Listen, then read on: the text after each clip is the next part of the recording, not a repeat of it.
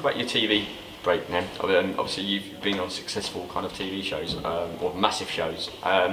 First one was the World Boxing Super Series held in Saudi Arabia, Callum Smith and George Groves. Tell me a little bit about that, how you got on the card and experience and everything surrounding that. Well, my first TV show, I knew it would be the first boxing event in Saudi Arabia, the Super 6. At the time I was signed to MTK and they got me on the bill with the Sonlin brothers. I remember when I was excited. I was actually absolutely excited. I was like, okay, now I'm gonna show the Saudis what we're on about. And normally when I go for weigh-in, occasionally, sometimes I'll get a lot of booze in it. So this time I was like, yeah, whatever, let's get the booze. And I remember I was getting the scales and the fans went nuts. I was like, what? I'm not used to this. If you watch the video, you see me smirk. I had a little smirk on my face. I was like, oh God, but this is too much. You guys stop it. I'm getting shy. It was really good. It was a surreal feeling. I received phone calls from very elite, powerful people in Saudi, military generals and everything. But just for the fact that you were like the first time technically you were like home fight, if that makes sense. Like, what did that? How did that make you feel that you were representing Saudi in Saudi on one of the? I fought back home. I fought at my home. I fought like literally I am at home. Honestly, you know. See, when I fight in general, when I fight, it's like I'm in the gym. I'm going to spar, but it's more of a serious spar, so it doesn't really bother me. But at that particular time, I felt honestly I'm at home. I'm fighting in my house. I am comfortable. I got my family around me. I got everyone around me. I got my loved ones around me. I got people wanting me to want me to succeed, and that was it. This is what I want. I felt like right there. What was amazing is the vision I had. The vision I had is. Yes, there must have been at least 3,000 people shouting for me, but I'm gonna have 50,000 people shouting for me. I'm gonna have that Anthony Joshua crowd around me, and it's gonna happen. So you must have had your actual family from Saudi there. Yeah. How did that feel? Oh my God, man! It's a beautiful feeling. It is a beautiful feeling. Imagine my whole life I'm training, and no one really acknowledged my training. No one really cared if I was boxing or not.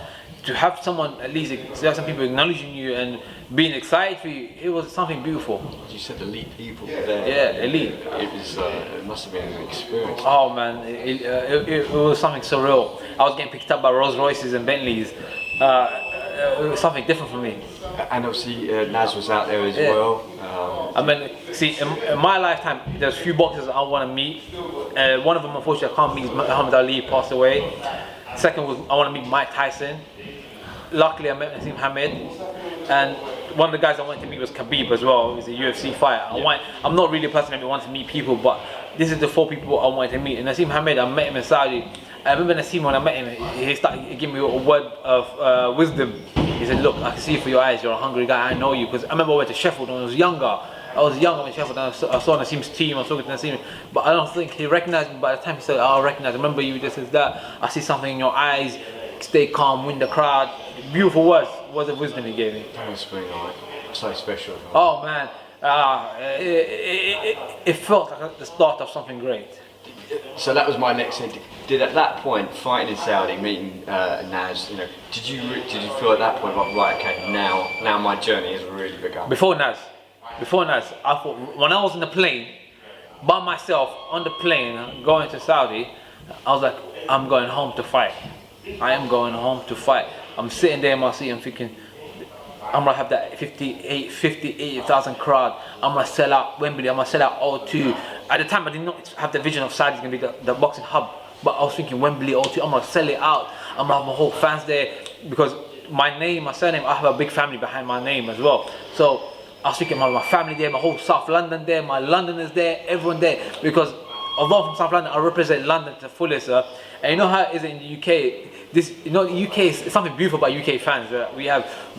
They are loyal to their fighters or the football club, absolutely loyal to the bone. And this is what I love about it. And I got this aspect behind me. I got my team, I got my UK lot, I got my Saudi lot, and I was in the plane, I was daydreaming, I was reminiscing. And I am a step closer right now than when I was there. So fast forward to the next event. So not only did you just fight on like one of the biggest events of the year, but you also fought on the Anthony Joshua card. Yeah, prior to that there was a middle fight, Amir Khan, Billy Dib undercard. Yeah. There you go. I forgot that one. I knew I was forget something. So okay, let's talk about the Amir Khan one. Like again, like fighting on, you know, Amir Khan's like a massive superstar. Like, how did that come? Well, they called me up. They called me up like, yo, they want to set an event in Saudi Arabia. Amir Khan, he's gonna fight an Indian guy in Saudi Arabia. At the time, I was quite annoyed. I was like, what? What is it? It's like a boxing. It was like a boxing super series. A team A challenged team B. Yeah, it was all fun and games. I loved it, but for me, boxing is more serious than that. I don't represent no team. I represent myself. I don't train with a team. I train with myself. Realistically, boxing is a lonely man's sport. So this aspect of me training with a team, it was like annoying. I didn't want to train with other boxers. I wanted to train with me. I'm the fighter. I'm doing me. So okay, I loved it. It was good. It was something amazing when they gave me the call. Obviously, I'm excited again to fight in my homeland. And it was there. It was a great card, good show, good atmosphere, a good turnout. It was amazing. I saw possible future opponents there as well. I was gonna say, so we were talking off camera a little bit. I thought it'd be quite interesting to kind of weave in now that you wanted to basically step up and fight Amir. To be honest with you, I remember Amir Khan's opponent had an accident, the Indian bloke, and there was no replacement. And I was like, look, I'll fight Amir.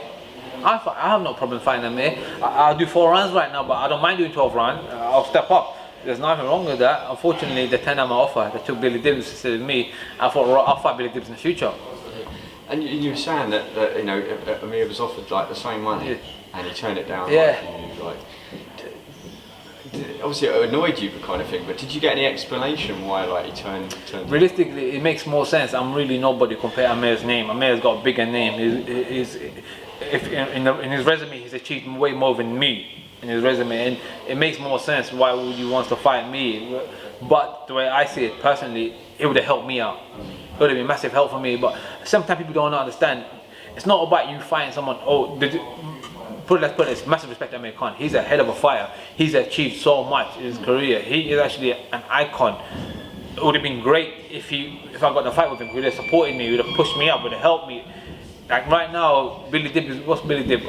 Come on, man. I want Billy Dibb as well. We can get Billy Dibb next. Get cracking Billy Dibb. I think when that was announced, I think even then there was, you know, a few questions raised because he was like coming up like 2 weights. He hadn't, was it? He's a featherweight. You know, he hadn't fought in like 2 years. And yeah. Obviously, that kind of stopped him, and I mean, it was a bit of a mixed match kind of thing. But obviously, the event itself was good. I think it had Huey Fury on there, didn't it, as well, and he was obviously broadcast in UK on Channel 5. But, you know, again, for yourself, it's just... It was good. It was beautiful because I was around other fighters, big names. You know, you see the fights on TV. Growing up, you want to... as a boxer, we like other boxers. As a fighter man, I like other fighting man. Whether from any sport, boxing, MMA, or mixed martial art, whatever, it's a fighting man. You want to give him credit.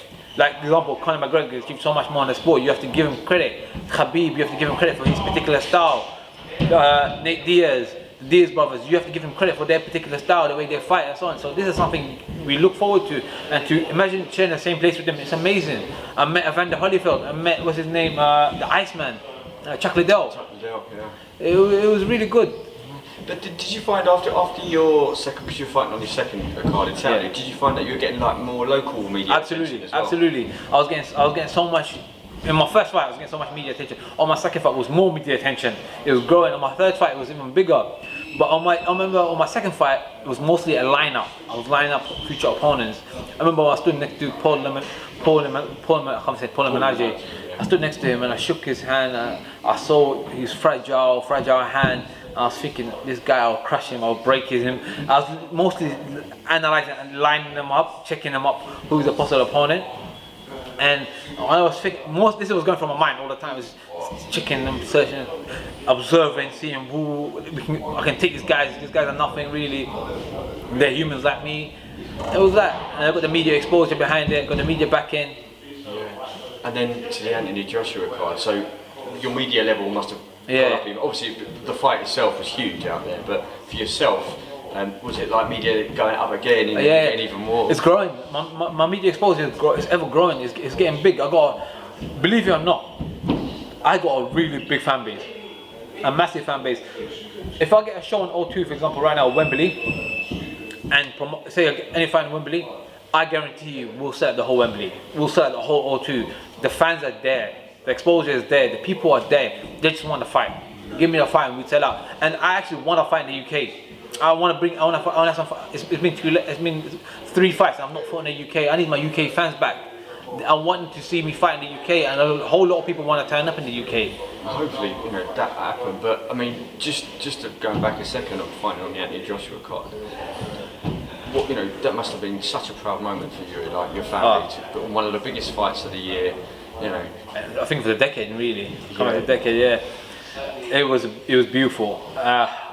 When I heard I was fighting Undercard, especially for the WBC Middle Eastern title, it was like history, history, history. I'm making history. I'm setting examples. Not only being the first Saudi boxer to become a professional Saudi boxer with a certain pedigree, but to achieve a title at this country and to fight on this bill. What else is better to be to speak? I literally sat with Andy Ruiz, spent a good half an hour, me and him talking and cracking jokes with Andy. Spent some time with Joshua talking to them. It was something surreal, beautiful. Because I remember I met Anthony Joshua after his Olympics, after the Olympic Games, and I met him in Westfield, White City, and we was talking about AJ, man, you're gonna beat Klitschko, and I'm gonna be in your undercard in the future. And he was laughing. He was like, "Oh, God willing, God willing." And I met him. I was like, "Yo, remember I told you that?" Like, yeah, I remember. Really? Yeah, that's mad. It was mad, and it was such a long time ago. Yeah, it's mad how things like that kind of work, because a lot of people are, I'm going to be a boxer and stuff and do this, but to actually do that in Saudi, yeah, it's beautiful. That's mad. Alright, so now I would be good to talk about kind of like your future plans. I spoke to Mo yesterday and we had a chat again off camera and stuff. Do you want to kind of like tell us a little bit like the projects that you're now involved in, obviously, to try and get boxing within the Middle East and hopefully in the UK and stuff? Well, we're got Kingdom Sport Promotion being launched. It's a promotional company. We're going to aspire to make events in the Middle East, big events in the Middle East, bring in all the fighters, talented fighters on the bill, putting and people that deserve to be on the bill will be on the bill. It's about giving people opportunities that they deserve.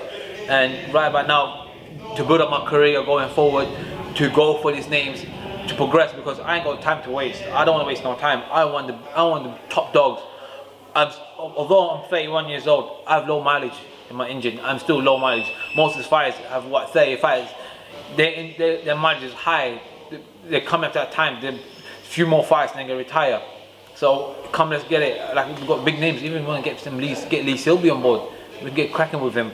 I know his last fight he got a loss. It would be great for him to come try to get a win against me. Obviously, very much that is gonna happen. We get a win, but yeah.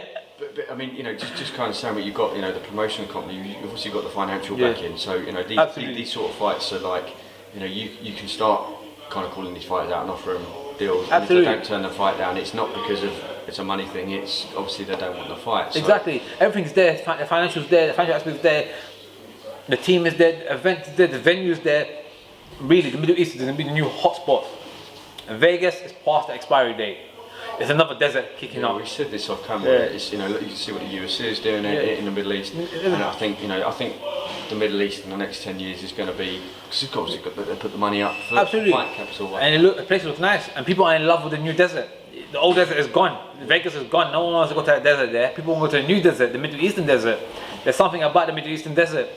Maybe the sun is a bit more brighter or something, but it's a new hotspot now. The UFC is going to come to the Middle East, which is already there in Dubai and Abu Dhabi.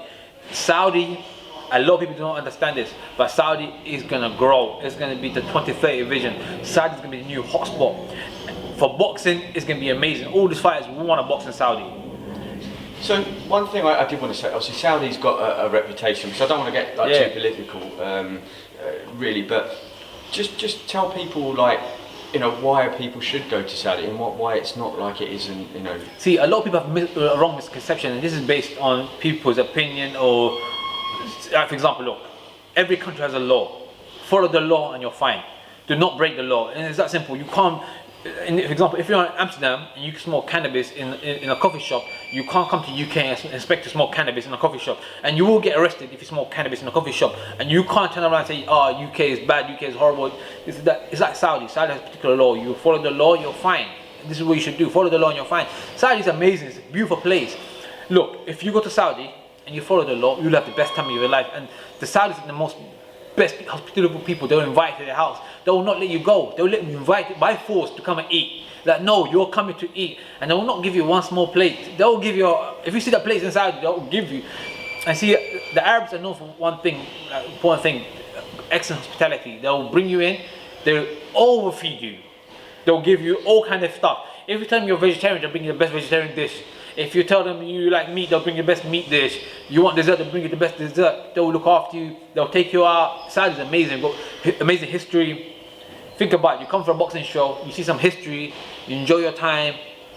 A lot of people tend to have this ideology, like for example, people want to drink. Oh, there's no alcohol in Saudi. Well, you don't need alcohol to have fun. You really need alcohol to have fun? No, you don't. You can have fun without alcohol. Really, a healthy mind is the best mind. You can have alcohol when you go to fly somewhere else, but if you come into holiday, like the way I see it, if I go on holiday, I don't want to do the same thing I do in the UK, do somewhere else. I'm on holiday. I want to do something new. I want to explore something new. So come to Saudi, see the new aspect of Saudi, see the face of Saudi. Saudi is amazing. Saudi, new city is growing because Naomi, the first economical city in the world. There's no what do they call it? No cars. Nothing. Everything's electric. So welcome to the new city. And just in regards, just slightly going back to your, like, you know, the promotion company you're in, do you guys have a vision that you want to, like yourself, want to get homegrown talent within, say, the next 5 or 10 years? Absolutely. Is that like the goal? Absolutely. That's one of the main plans, is to get. See, the Middle East is big. The Middle East is big. There's over 350 million Arabs in the Middle East, and a lot of times, a lot of people do not give the local talent a chance. And unfortunately, it's a sad part of reality. Even with me, no one really gave me a chance in the Middle East. Even before anything started, no one really cared. So it's the time I want to come in and see what I learned over being abroad and so on is people will give someone a chance. Whether you're a dancer, whether you're a car racer, whether you're a rapper, whether you're a boxer, or a football player, or a wrestler, or something, or kickboxer, they'll give you a chance. And it's about giving the young generation a chance. Give them hope, because literally without hope you're living for nothing. And this is what we want to do. We want to inspire.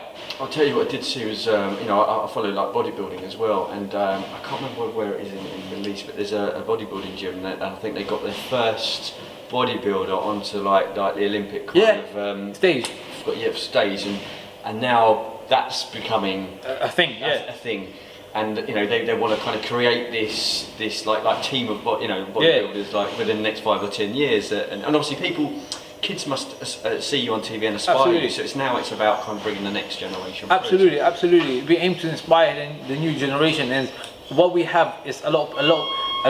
For example, a lot of people don't have this. Is we have the experience behind it. Is we have the eyes, where to go, who to go, what to see. Like for example, I want to open a boxing academy in the Middle East, and when I open one, I want to actually give the youth, those who can pay or those who can't pay, a chance. Come and train. I want to see. I want to give you a chance. I want to give you that hope. I want to create something new. Like I told you earlier, I want to set the bar high. So it takes someone remarkable good to beat what I've achieved. And yes, I might face difficulties getting to where I am, but I don't want these people to face the same difficulties I face. And do you see yourself as a trainer afterwards, like kind of like, as you said, you open your own gym, but as a professional trainer, really like? Well, to be honest with you, I don't think I'm that patient enough to. I can advise, yes, I can advise. I can get trainers to work in a particular way, but I don't know about training. I'll be involved in boxing, definitely. I'll be around boxing. One part of boxing, I'll be involved, but training, I don't know. It doesn't mean you're a good boxer, you'll be a good trainer. It doesn't mean you're a bad boxer, you can be a bad trainer. Yeah. So it depends on how I feel. Right by now, that question is too early for me. Yeah. No, I mean, you said to yourself, you're involved in the promotional company. You've got like your own involvement kind of thing. Do you want to shout out the name of it again? Kingdom Sport Promotion. And they're on Instagram. Yeah, guys, follow them. Kingdom Sport Promotion. It's the new thing. We're growing. It's gonna be the new future. We're aiming to the new talents. We're giving people a chance. We're not fussy about any particular fighters or anything. We just want to give fighters a chance they deserve, the opportunity they deserve to be in the world stage. And the promotional company, you're looking not just to hold events in Saudi, also the UK and probably. Absolutely. UK, worldwide. Let's say worldwide, because we're aiming. We have a sign behind us. We want to give a new generation a chance, because there's a lot of talented individuals around. And we not only want to specialize in boxing, but in all of the sports. Oh, absolutely. All right, well, before you go, it's been fantastic talking to you today. We've done about 15 minutes, so unless you've got anything else you want to say, it'd be great if you want to shout out your social media to people who have not seen you before. Guys, follow me on Instagram, ZUHAYR Al QAHTANI, that's ZUHAYRALQ. You're point out. I'll put it up. Shout out to ZUHAYR Al QAHTANI. Follow King of Sport Promotion. You guys are looking forward to you. Show me all the love and support. Thank you guys, and appreciate your time and help. That's all right. And a shout out to Colin for kind of putting me in touch with you. Colin the man. Yeah. So thanks very much, man. Cheers.